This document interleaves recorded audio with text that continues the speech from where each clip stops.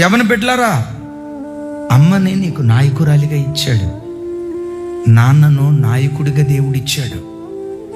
నాన్న నాయకత్వాన్ని, అమ్మ నాయకత్వాన్ని ఎప్పుడు తిరుగుబాటు చేయొద్దు, ఎప్పుడు తిరుగుబాటు చేయొద్దు. ఏ యవ్వన బిడ్డలైతే తల్లిదండ్రులకు విధేయులుగా బ్రతుకుతారో, మా నాన్న, మా అమ్మ, నన్ను కన్న మా అమ్మ, మా నాన్న, అయ్యో వీళ్ళకు తిరుగుబాటు చేయటవా, నాకెంత చక్కని బట్ట కొనిపించాడే నాన్న బనియన్ చూడు, రంధ్రాలు పడి ఉంటాయి. నాన్న కంపెనీలో పనిచేసేటప్పుడు వెళ్ళి చూడు, మీ నాన్న కెమికల్ ఫ్యాక్టరీలో ఎంత కష్టపడుతున్నాడో చూడు.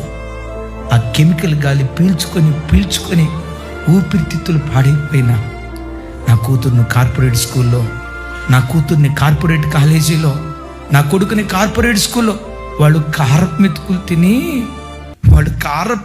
తిని ఒక 100 రూపాయలతో వస్తా ఉంటే ఒక బిర్యానీ కనపడితే తినాలని నాన్నకు అనిపిస్తుంది.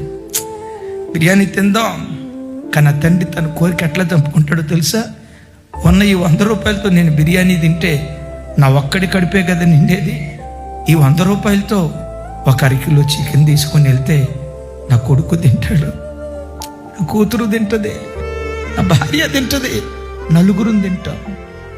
తన ఆశ చంపుకొని నేను కన్న తండ్రి నీ కొరకు ఎంత కష్టపడుతున్నాడు, నిన్ను కన్న తల్లి నీ కొరకు ఎంత కష్టపడుతున్నారు. వాళ్ళ కష్టాన్ని ఎప్పుడు మర్చిపోవద్దయ్యా, వాళ్ళ కష్టాన్ని ఎప్పుడు మర్చిపోవద్దు.